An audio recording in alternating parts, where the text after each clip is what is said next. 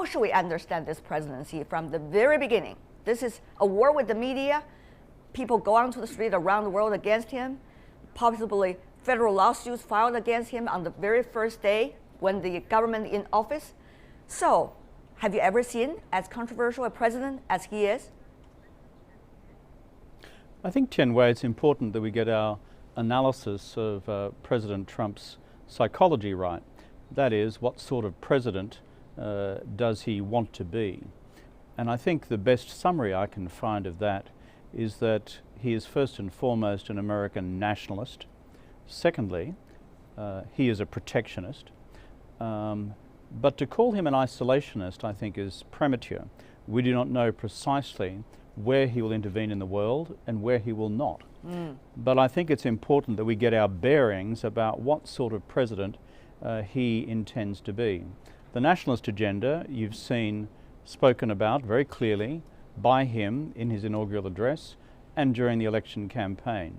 How that is translated into concrete policy actions remains to be seen. On protectionism, we're going to see action on day one when the reporting here in America is that his first act will be to repeal the Trans-Pacific Partnership, the free trade arrangement put together under the Obama administration.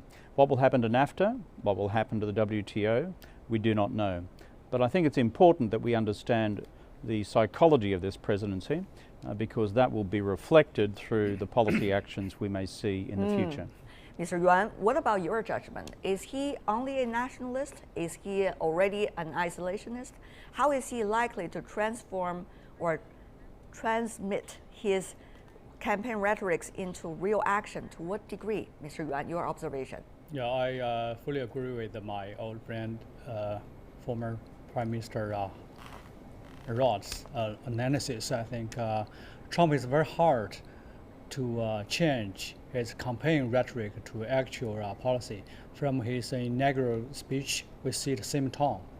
And this tone, made the American people even the same angry for another half of the people see the protest march, which more than 1 million people around the world. And secondly, his still very hard relations with the mainstream media like New York Times and CNN, and his troubled relations with the intelligence community. And so far, there were only 2 of many his cabinet members be confirmed. So his very rocky start. And because of this rocky start, he now concentrated his energy from domestic issues to foreign policy, because domestic issues is very hard to be passed under this kind of circumstances. So began to think about foreign policy. Want the foreign policy issues refocus by the media so that he can start his presidency in a relatively balanced way. Do you agree, Prime Minister Rod, that is likely his approach, his strategy? Of course, about foreign policy, we know he's close to Israel. We know he wants to be closer to Moscow. We also know that he has certain kinds of so-called protectionist measure, as you mentioned earlier. But have we seen real action so far? Not really. As I said before, and I think we agreed on this, nationalist, protectionist, but I think there's a third word we should also concentrate on here. Domestic. That is, he's going to be an overwhelmingly domestic president. That's where he's most comfortable in business and industry. But frankly, that's the bulk of the agenda he ran on during the election campaign. So let's bear all those things in mind. In terms of his worldview, and let me go straight to the question of China, I think the challenge we all face is his domestic campaign economic rhetoric is directly related to his anti-Chinese rhetoric. That is, when he talks about making the American economy great again, when he talks about restoring American jobs, restoring American industries, rebuilding American towns and cities and rebuilding their regions, his parallel message is all these jobs, all these industries have been taken away and basically exported to China or to other countries in Asia. So his principal lens, I think, for looking at China despite what has been said recently, is actually an economic lens. It is about trade, it is about investment, it is about intellectual property, etc. And that, I think, is where we're going to see the biggest immediate challenges in the relationship between Beijing and Washington. Well, he might be looking at domestic issues when he's talking about China, and yet the international impact as a result of this rhetoric is not necessarily going to be domestic alone. That has to be said. Mr. Yuan, here, there has been so much debate about international leadership. Remember, United States, America, and America alone. That was being mentioned in the 1920s by some of the writers in American politics. But since World War II, not anymore, because America is the leadership, at least part of it. Now, once again, what does that make America, or make America at least in the other side? Yeah, the world is get used to the American leadership. Sometimes many people hate American leadership, but some other times when somebody do need American to be the leader, then American just withdraw. This is what happened now in the States, because now the world economy is weakening, and the world order is in a disorder, period. So we do need some country to be playing a leading role, which American is the ideal selection by the world, because American is the only superpower. So, but this administration, Donald Trump, is totally different from his predecessors, who always boasted to the American want to be the world leadership. But now this president just said that want American first rather than American leadership. Right. The difference is that American first put American agenda, American interest the first, but without any serious responsibility in helping others. This is a little bit risky because it's so selfish or nationalism. Right. That's why today the world is expecting some other countries like China and the European to play some kind of role. Really, where is the American leadership? Can America be what it is without being the world leader anymore? Will Mr. Trump be able to afford to do that politically even? Well, the first thing I'd say is I don't need to make sense of Christiana Figueres. She makes sense herself, and she's a very good international civil servant. Absolutely. Let me make two comments, though, about the question you ask. And it's framed around what is the future of the global order and who leads it? And then secondly, specifically on this question of climate change. On the global order in general, let's just step back a bit from the detail and ask ourselves this.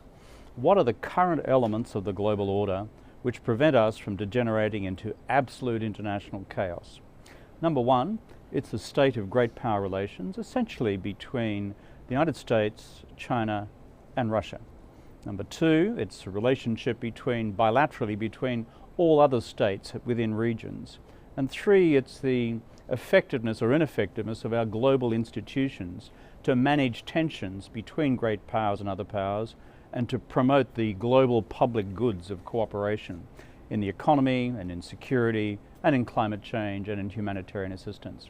Now that's the broad framework we've got at the moment. However, right now we have great uncertainty within each element of it. We have uncertainty about the future trajectory of US-Russia relations, about the trajectory of US-China relations, given the statements by President Trump. Furthermore, in terms of global institutions like the United Nations, it's quite plain that this administration will not be huge friends of the UN multilateral system by their statements so far. And then on top of that, we have this debate raging in Europe and the United States and in some developing countries about the continuing virtues of globalization itself and a social and economic reaction in the direction of economic nationalism. Now, specifically on climate, if I could say this, the truth is the Paris Agreement exists in international law. China signed up, and were it not for President Obama and President Xi Jinping, I doubt they would have got an effective outcome in Paris. The key now is if the United States under President Trump formally or informally withdraws from the Paris Agreement, either in the text or the implementation of it, what will then happen to the rest of the fabric of the agreement? Right. I think the other states will stick. I think they will stick to the agreement. Furthermore, In the United States itself, corporations, shareholders, as well as customers, consumers, sub-regional governments like state governments and municipal governments are all acting in that direction anyway towards reducing carbon emissions, pressured by their consumers, pressured by their shareholders. That's true. Pressured by corporate responsibility. And I think, therefore, substantive American action is likely to continue as well. So climate change action is not dead. That's my message. I hope that is the message. That's likely to be the future. But Mr. Yuan, let me ask you about this. Chinese President Xi Jinping, the world has been welcoming his remarks at Davos World Economic Forum this year. Mainly he's talking about the great part of globalization, and China is willing to go on with that road. What does this say at this point, presenting to the rest of the world? China is not here, Mr. Yuan, to do the competition with any other about leadership in the world, but rather to make a stance right now. What does this stance mean to you, and also, do you think, to the rest of the world? I think because of the recent events, both in Brexit and Trump's winning the presidency, and it makes the world alert that the existing world order is facing some challenges, and the global governance is lacking of leadership. Well, then President Xi's remarks and speeches in Davos make some people very exciting. That they think that China can play some kind of leading role. But the Chinese, on the one hand, we want to play our proper role in this vacuum of leadership. On the other hand, we still think that we are the largest developing country, have lots of homework to do. So we just do whatever we can. But today, I think on the one hand, it's not a bipolar world or a unipolar world. It's a multipolar world. So Chinese vision is that in a multipolar world, the new world order and global governance can only be, fulfilled by the cooperation among all the powers.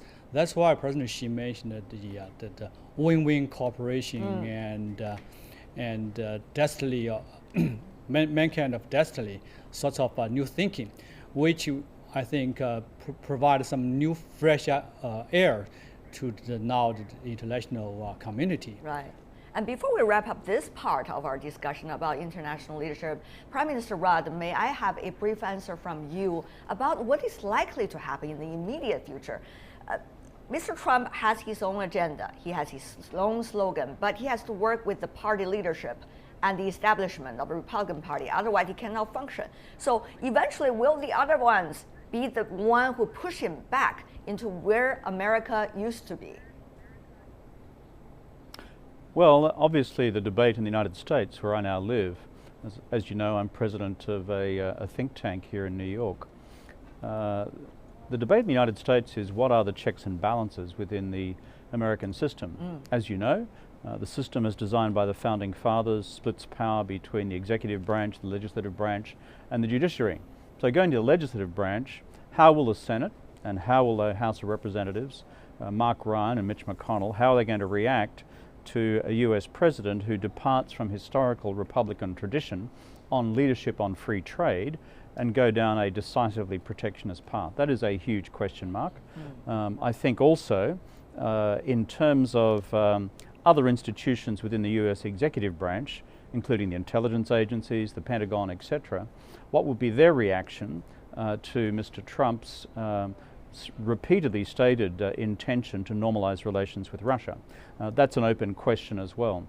I think what we can fairly say, Tianwei, is that this is a period in which we will indeed be living in very interesting times. Too interesting, in my view. Scrap off, Prime Minister Rod, the TPP, starting renegotiation of NAFTA, likely to go into trade war against China and Mexico. How long do you think these agendas will likely to unveil and wrap up? That was a question to me, was it, Tianwei? I think obviously in this first action, Mr. Trump, now President Trump, is seeking to repeal and will repeal American signature to the Trans-Pacific Partnership. And so as his first substantive act, it is also a first symbolic act to his constituency and to the country at large that he is no friend of, shall we say, multilateral or regional free trade agreements. I think what that suggests is that this is simply going to be a core priority of his. Secondly, on the NAFTA negotiations, it's going to be pretty interesting to see whether that's going to be a substantive renegotiation or a superficial one. I understand, for example, that part of President Trump's preoccupation with Mexico is his belief that many parts of industrial componentry find their way to Mexico from various countries in Asia, including China, and then with some additional value added in Mexico, then come through NAFTA into the American market. I think he also has a lens on China in terms of what he's trying to do with NAFTA. Right. But more broadly, my point on protectionism is this. Look, we've been through a huge body of national, international economic experience and history over the last 100 years. Protectionism actually destroys jobs, it destroys industries, it destroys global trade, and it destroys global growth.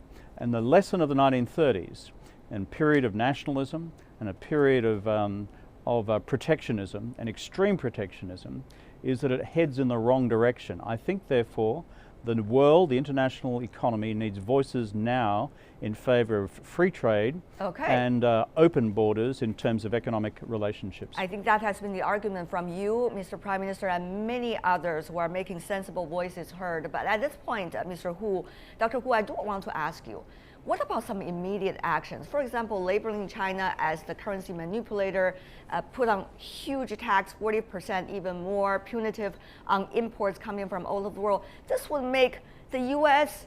imports much more expensive, make inflation possible in that country, running out of cash when it comes to budget deficit. All of this, has Mr. Trump, do you think the president now should discover and also consider? Dr. Hu.